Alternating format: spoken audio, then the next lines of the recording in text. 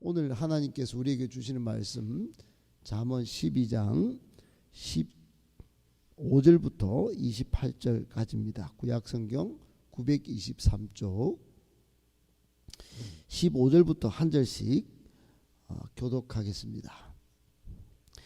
미련한 자는 자기 행위를 바른 줄로 여기나 지혜로운 자는 권고를 듣느니라.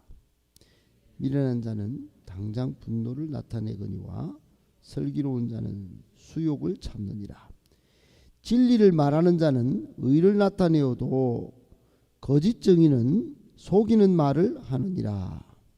칼로 찌름같이 함부로 말하는 자가 있거니와 지혜로운 자의 혀는 양약과 같으니라. 진실한 입술은 영원히 보존되거니와 거짓 혀는 잠시 동안만 있을 뿐이니라.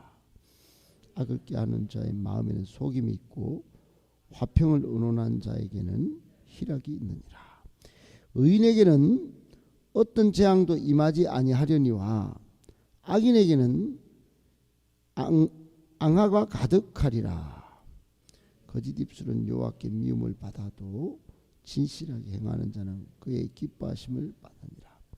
슬기로운 자는 지식을 감추어도 미련한 자의 마음은 미련한 것을 전파하느니라. 부지런한 자의 손은 사람을 다스리게 되어도 게으른 자는 부림을 받느니라.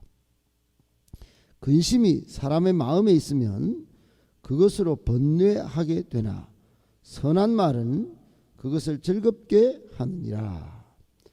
의인은 그 이웃의 인도자가 되나 악인의 소행은 자신을 미혹하느니라. 게으른 자는 그 잡을 것도 사냥하지 아니하나니 사람의 부귀는 부지런한 것이니라. 공의로운 길에 생명이 있나니 그 길에는 사망이 없느니라. 아멘. 할렐루야. 이 아침에 하나님 앞에 먼저 예배드리는 여러분을 하나님이 기뻐하시고 하늘의 신령한 복과 땅의 기름진 복을 풍성히 주실 것을 예수님의 이름으로 축복합니다. 아멘. 오늘 말씀 세 가지로 정리해서 말씀을 묵상하겠습니다. 첫 번째, 미련한 사람은 자기 중심대로 행동하는 사람입니다. 여러분, 세상엔 슬기롭고 지혜로운 사람이 있는 반면에 미련하고 어리석은 사람이 있습니다. 여기서 성경에서 우리가 비추어 보아서 미련하다, 어리석다 하는 것의 기준은 하나님을 알고 하나님의 계획을 알고 하나님의 뜻을 알고 또 결국은 하나님의 신앙의 초점을 맞추고 살아가느냐, 아니면 자기 중심대로 자기 뜻대로 자기의 계획대로 자기의 감정에 이끌려 사는가, 욕망에 치우쳤나, 아니면 믿음에 초점을 맞추는가. 여기에 미련한 사람과 어리석은 사람은 하나님의 뜻과 계획은 상관없이 자기 중심대로 행동하는 사람이다, 이렇게 볼 수 있습니다. 오늘 15절 16절에 보면 미련한 사람이 딱 등장합니다. 미련한 사람이 옷을 화려하게 입고 또 세상에서는 떵떵거릴지 몰라도 오늘 본문에서는 어떻게 등장하느냐 봤더니 자기 행위를 바른 줄로 여기고 등장합니다. 그리고 16절에 보면 미련한 사람은 당장 분노를 나타내면서 등장합니다. 여러분, 여기서 왜 분노를 드러낼까 생각해 보면 이 사람은 분명히 자기 중심대로 생각하기 때문에 분노를 쉽게 탁 드러내는 것이죠. 자기 뜻대로 안 되면 그냥 먼저 분노가 일어나는 것입니다. 타인을 배려하는 마음이 없죠. 그러나 이 오늘 15절 16절 각 절에 대조되는 사람이 등장하는데, 한 사람은 지혜로운 사람, 한 사람은 슬기로운 사람입니다. 그런데 15절에 지혜로운 사람은 권고를 잘 듣습니다. 남이 뭐라고 그래도 권고를 잘 들어요. 그리고 16절에 슬기로운 사람은 수욕도 참습니다. 분노를 드러내는 것이 아니죠. 일단 참는 것입니다. 참아요. 이것을 대조되는 것과 비교해서 미련한 사람의 초점을 딱 맞추고 이 본문을 이해하면 이렇게 되는 것입니다. 15절에 미련한 사람은 권고를 안 듣는 사람이 되는 것입니다. 그리고 16절에 또 미련한 이 사람은 수욕을 못 참는 사람입니다. 합치면 미련한 사람은 잘 안 듣고 자기 분노를 쉽게 드러내는 사람, 이렇게 정리할 수 있게 되는 것입니다. 이런 사람들의 행동 패턴이 있습니다. 패턴이 있는 것은 그 안에 자기중심이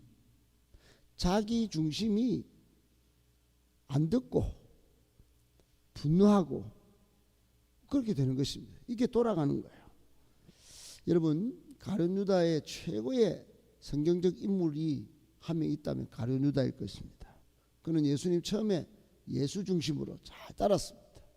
근데 나중에 가면 갈수록 자기 중심이 됩니다.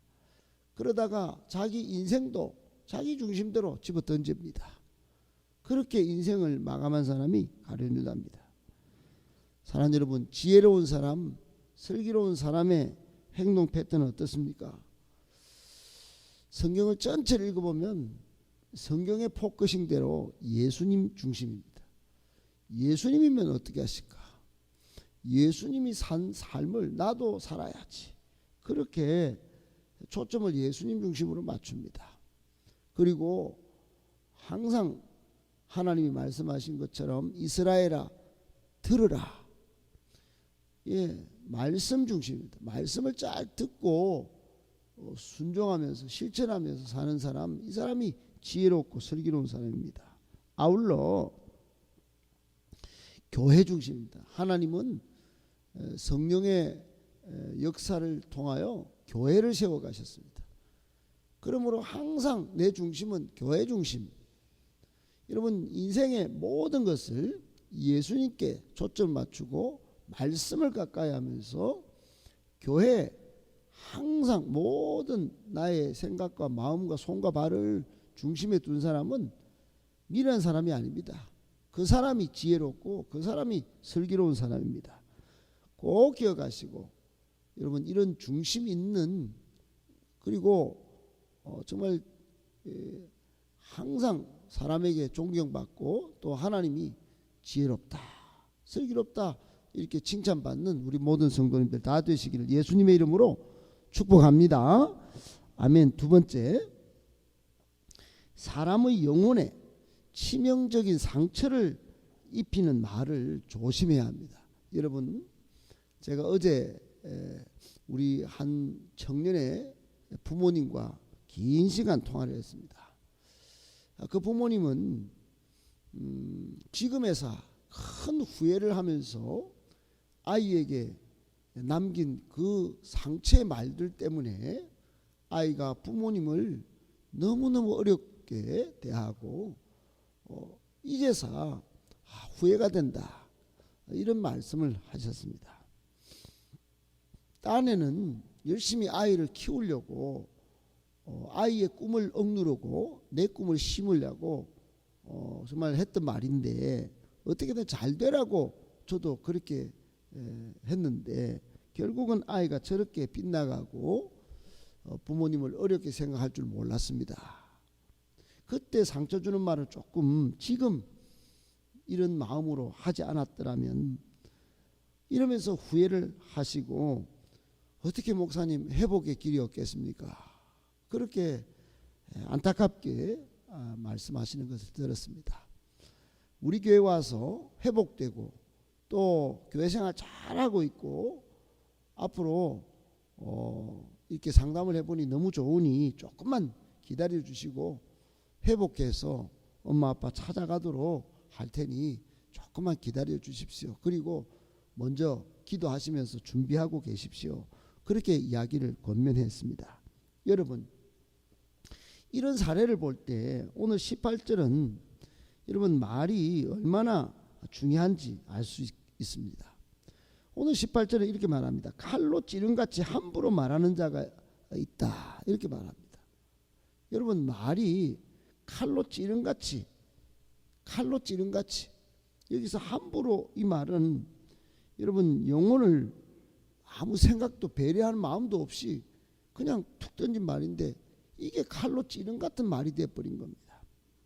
17절에도 칼로 찌른 같은 말은 거짓 증인의 말. 여러분, 여기서 거짓 증인은 법정 용어인데, 한번 이렇게 말을 해서 해버리면 저 사람은 막 죽이든지 아니면 감옥에 가두든지 뭐 하는 말이 돼버리는 거예요. 그리고 22절에도 거짓 입술, 이런 말들은 칼로 찌른같이 사람을 찔러서 저 사람이, 한 사람의 영혼을 파괴하게 되는 것입니다. 반대로 여러분, 오늘 18절 하반절에는 지혜로운 자의 혀는 양약과 같으니라 그랬어요. 여기서 양약은 히브리어로 마르페, 이 말인데, 이거는 여호와 라파 할 때 치료하시는 하나님 라파와 똑같은 어근입니다. 라파가 뭡니까? 살리는 거예요. 그리고 치료하는 거예요. 회복시키는 거예요. 그리고 용서하는 거예요. 여러분, 양약의 말이 있습니다. 사람을 살리고 회복시키고 용서하고 그리고 치료하는 말이 있다, 이 말입니다. 우리 성도의 입술로 나오는 말은 잘 정제되고, 이런 살리고 치료하고 고치고 회복시키고 용서하는 말이 많이 나와야 됩니다. 이렇게 되면 영혼을 살리는 말이 되는 것입니다. 이와 반대로 자기 마음대로 막 함부로 말을 하고 거짓말을 하고 이렇게 말하는 것은 사람 영혼을 찌르고 치명적인 상처를 남기게 되는 것입니다. 17절에도 진리를 말하고, 18절에도 지혜로운 자의 혀, 19절에 진실한 입술, 15절 하반절에 선한 말, 이런 말들은 전부 마르페, 사람을 살리는, 영혼을 살리는 말에 해당합니다. 사랑하는 여러분, 우리 성도의 입술은 그냥 입술이 아닙니다. 어떤 사람에게 한 말이 그 말 때문에 교회 나오게 되고, 우리가 한 말 때문에 영원히 교회를 안 나오게 되는 그런 경우도 생기는 것입니다. 지금 내가 이 말을 할 때 저 사람을 죽일 것인가 살릴 것인가, 치명적인 영혼의 상처를 줄 것인가, 아니면 영혼의 회복을 줄 것인가, 꼭 여러분 한 번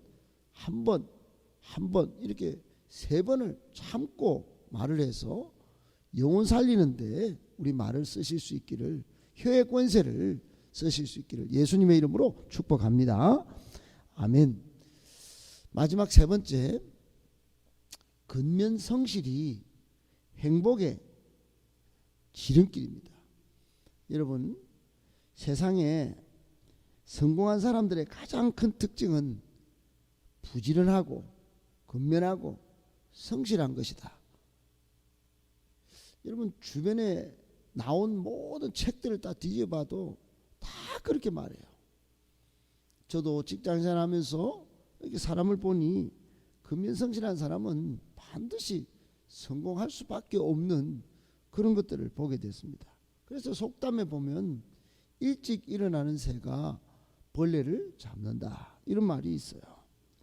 여러분, 오늘 24절부터 27절을 주목해서 보면 24절은 이런 말씀합니다. 부지런한 자의 손은 사람을 다스리게 되어도 게으른 자는 불임을 받느니라, 그럽니다. 여러분, 사람을 다스리든지 내가 사람에게 불임을 당하든지 이것은 부지런하냐 게으르냐 여기에 달려있다는 겁니다. 그리고 27절에는 게으른 자는 그 잡을 것도 사냥하지 아니하나니 사람의 부귀는 부지런한 것이니라. 쉬운 번역에 의하면 여러분, 부지런한 사람은 부귀를 얻는다, 이런 말이에요. 여러분, 성공한 크리스찬의 특징은 뭘까요? 정말로 행복해하면서 신앙생활 잘하는 성도들 보면 새벽부터 하나님을 찾고 새벽부터 울며 씨를 뿌려요. 그리고는 기쁨을 거두고 돌아오는 겁니다. 행복을 거두고 돌아오는 거예요. 그런데 요즘은 이 세상이요, 한탕주의가 많습니다. 내 인생 로또 없나, 로또 수고하고 울며 그렇게 씨를 뿌리는 게 아니고 근면성실로 내 인생은 노 크로스 노 크라운이다. 내가 십자가 없이는 영광 없다. 그리고 고난을 자처하면서 이런 게 없어요. 좀 쉽게 뭐 한 땅 없나? 그렇게 합니다. 전부 비성경적인 것입니다. 성경은 근면, 성실, 거기서 고난이 좀 있어도 우는 경우가 생겨도 그렇게 씨를 뿌리면서 살아가는 인생을 건면합니다. 거기에 행복의 지름길이 있고 행복의 보화를 캐는 비결이 있다, 이렇게 가르칩니다. 꼭 기억하시고, 여러분 예수님도 새벽에 미명에 기도하시고 하루를 출발하셨습니다. 이것이 행복의 비결이라는 거 꼭 기억하며 이 삶을 실천하실 수 있는 우리 모두가 되기를 예수님의 이름으로 축복합니다. 아멘.